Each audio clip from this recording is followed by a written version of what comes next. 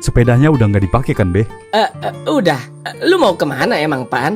Mau keluar dulu, Beh, ada perlu. Keluar kemana, Pan? Makan dulu atuh. Oh, gampang itu mah. Ntar Topan beli makan di luar. Jangan gitu atuh, Pan. Ini kan si Dewi mau masak masakan kesukaan lu. Hah? Masakan kesukaan saya? Emang si Dewi tahu makanan kesukaan saya? Bukan itu maksudnya. Ya kali aja lu suka gitu sama masakan si Dewi.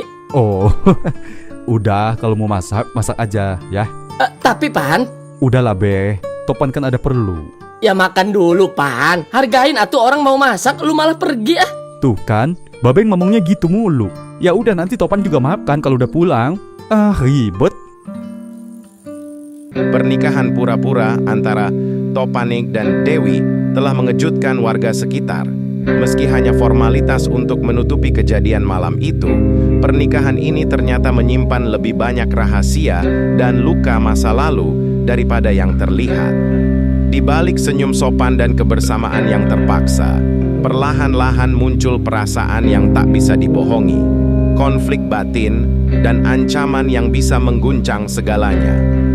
Topan, pria dingin yang masih dihantui oleh kenangan akan Elin, gadis masa lalunya yang konon telah tiada, mencoba menjalani pernikahan ini dengan kepala dingin.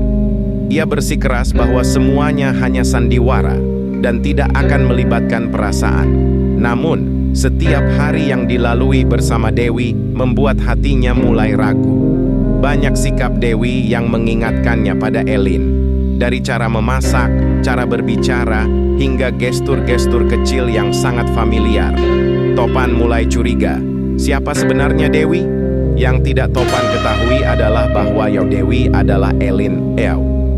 Ia kembali ke kampung dengan wajah baru berkat operasi plastik setelah ditinggalkan dan dihina oleh mantan tunangannya, Dio, yang membatalkan pernikahan mereka secara sepihak.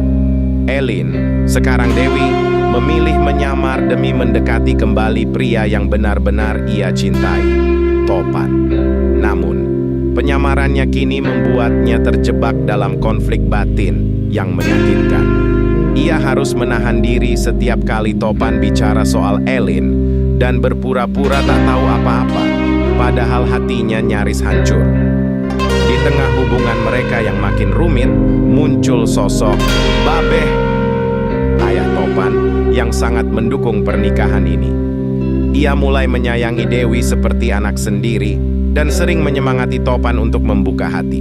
Babeh percaya cinta bisa tumbuh dari kebersamaan, tapi Topan masih keras kepala. Ia masih belum tahu apakah Dewi benar-benar tulus atau hanya wanita yang kebetulan muncul di waktu yang salah. Konflik makin memanas saat Wanidioni mulai mencari Elin. Merasa bersalah dan dihantui penyesalan, Dio bertekad menebus kesalahan masa lalu. Ia menyewa orang untuk melacak Elin, dan secara tidak sengaja mulai mendekati lingkaran kehidupan Dewi dan Topan. Bahayanya, jika Dio tahu Dewi adalah Elin, penyamaran itu bisa terbongkar. Dan bukan hanya perasaan yang akan hancur, reputasi Dewi pun bisa runtuh. Di tempat lain, Dot, anak dari Ella, ibu kos tempat Dewi tinggal, masih belum bisa menerima kenyataan bahwa ibunya ingin menikah lagi. Ia takut ayah kandungnya tergantikan, meski sudah lama tak ada kabar. Namun, perlahan, Dot mulai memahami bahwa kebahagiaan ibunya juga penting.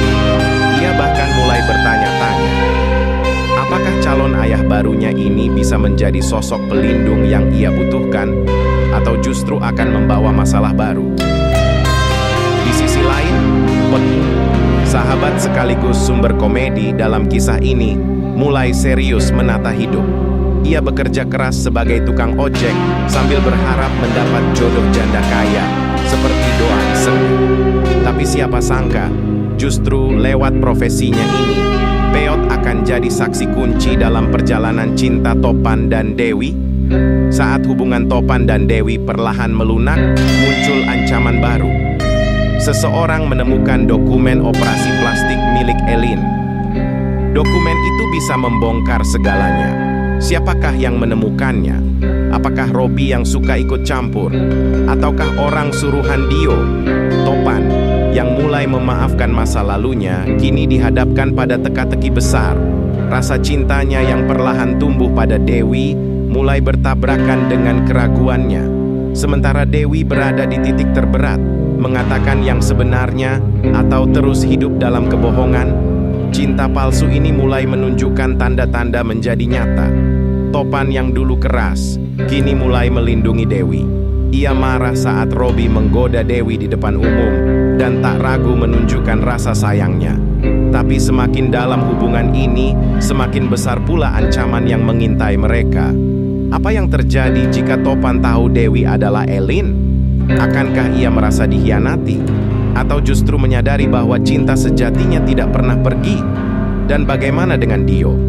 Apakah ia akan mengacaukan segalanya demi menebus kesalahan? Atau justru jadi pemicu Topan dan Dewi bersatu kembali?